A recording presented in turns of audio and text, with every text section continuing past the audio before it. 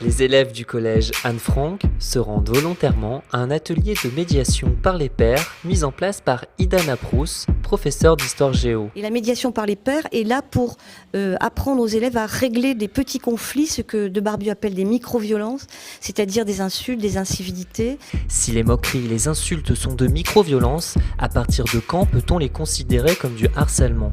Le harcèlement, c'est une violence répétée contre quelqu'un qui peut prendre des formes différentes, psychologiques, physiques, verbales.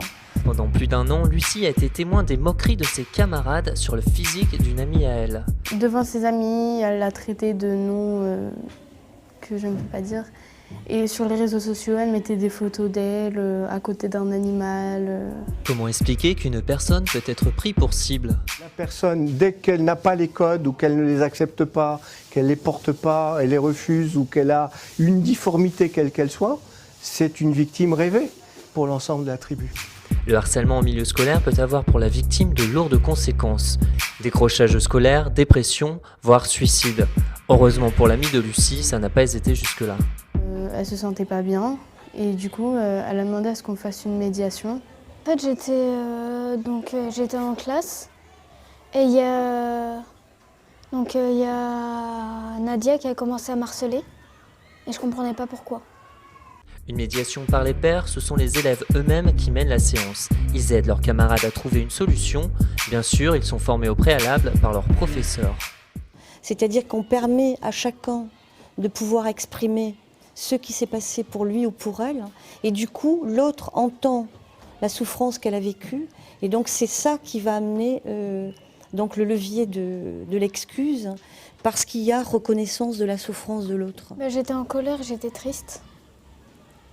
J'étais jalouse parce que elle avait des bonnes notes et moi, j'arrivais pas à avoir des bonnes notes alors que je travaillais.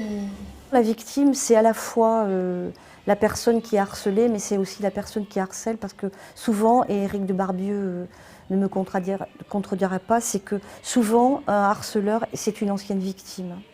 Je sentais le besoin de la rabaisser parce que quand on a des bonnes notes, on est un peu supérieur. Enfin, j'avais l'impression qu'elle était supérieure à moi. Revenons sur la mésaventure de l'amie de Lucie. Pour elle, la médiation a permis de mettre un terme aux moqueries.